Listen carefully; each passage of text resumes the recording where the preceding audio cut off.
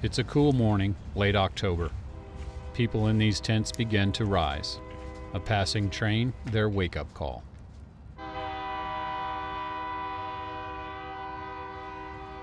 This is Camp Bravo, next to Santa Rita Park on Tucson's south side, a place where homeless vets and others can find comfort, food, and shelter. The camp is run by Veterans on Patrol, a program of Walking for the Forgotten Ministries. Leaders of this effort seek out homeless vets and offer safe haven, camaraderie, and a path to support services. Bravo is patrolled round the clock in shifts. Manny was on night watch. This is Calamity. She came in during the night in need of help. They're in and out of port all the time. I was 101st Airborne. I actually went in as a voice radio operator, but when they found out that I had some pretty extensive medical background, they made me an expert field medic. I jumped out of a perfectly good aircraft with a medical bag and tried to attend to folks that needed help. This is for your immune system. It has magnesium and C coming up. My name is Marszalek. Everybody here calls me Doc.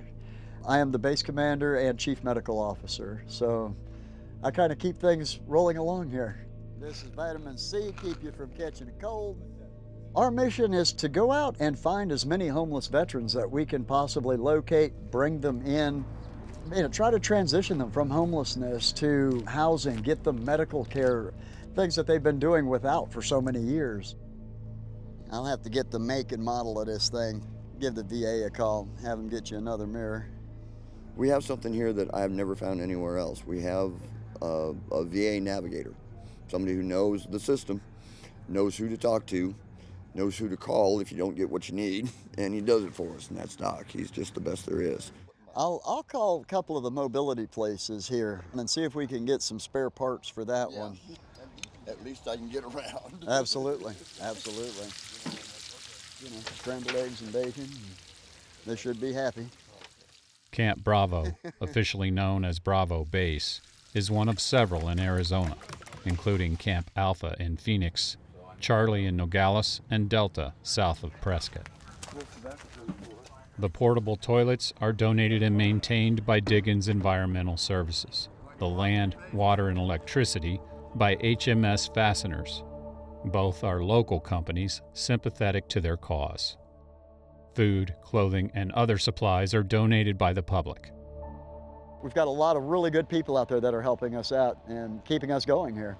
There are around 20 residents on base, mostly vets and a few civilians. I try to keep it around 16, but we kind of had a little influx of extra homeless veterans. Some move on, and others take their place. You can't turn them away. I can't turn them away. I'm a Native American, and every Native American needs to do his wartime. So that's what I did. I joined the service. Manny Jiménez is 66 years old and has been homeless for more than a year. Somebody needs to take a picture of that, yeah. He's been here at Bravo for several months. 4 years on the USS Pocketuck, an attack oiler. That's a tanker with pom-pom guns. Great against jets. 3 more years Merchant Marines. Yes, I'm an old merchant seaman, drying up in Arizona. 3 times a week, Manny travels to the VA on South 6th Avenue for treatment. My liver and kidneys are not doing what they're supposed to do. So they hook up the dialysis to it and clean out my blood and return it to me. And that's about it. This side got infected, so I had to move it that side. It's a lube job.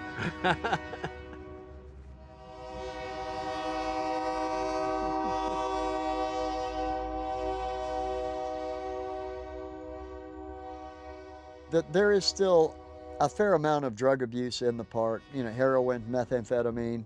That doesn't come over here. To live here, there are 8 rules they must follow, including no drugs, no alcohol, and no smoking in tents. The 3rd rule is residents need to help around the base on a daily basis. There's just tons of stuff buried. One way they are helping is by maintaining nearby property. Here they remove trash and debris from a trackside ravine. Well, I haven't found any needles or anything yet, so that's a good thing. They work to stay here. They all have various job tasks assigned to them. Through donations from the public, they have enough supplies to share with folks outside the camp, and they do every day. Little snack food in there. There's some peanut butter, some ravioli, good stuff like that. We love that stuff. Thank you. Hey, you're very welcome. You guys take care out there. I'll see you tomorrow morning. Anybody that needs food can come here and get it. There you go. Right now we're preparing roughly 200 food boxes a week. It's hot. Be careful. Yep. Oh yeah. Yeah. Thank you for bringing him over. What began with just a few tents more than a year ago has grown both in size and organization. Camp Bravo has become a refuge for many, but memories of life without shelter or protection are close.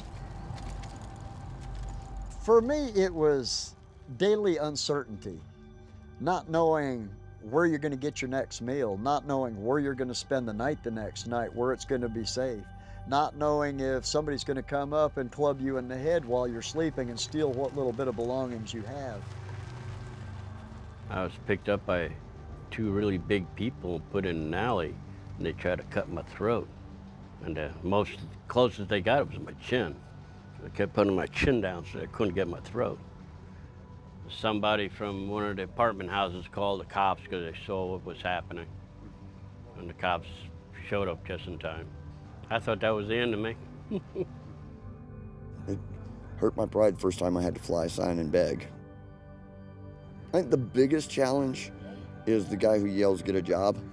You know, the people who just don't see you. You feel invisible, and that's the most forward thing in the world. It's just not to be recognized, not to be acknowledged. People don't want to see it. You know, we want to pretend it doesn't exist. Nothing that I'm proud of, I'll tell you that. I wasn't raised that way.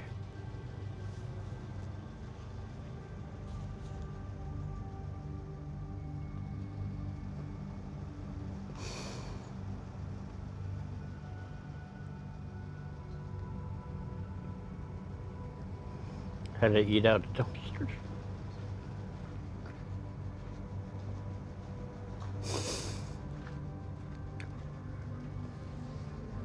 I can't talk about it.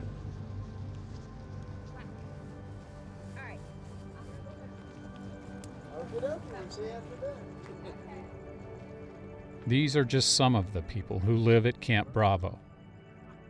In time, new faces will arrive with different stories but common needs. It's a fellowship. It's a group of brothers, sisters. A lot of homeless veterans really need places like this. Well, I think this mission is just life-saving, and in that, it's life-changing for a lot of people. I hope places like Camp Bravo will open up in different places throughout the country. If people don't band together and help each other, then it takes away all of our humanity, and there's always someone out there you can help. You see somebody who's homeless out there, he's not necessarily an addict or a drunk. He's a brother, a sister. He's you if you lose your job.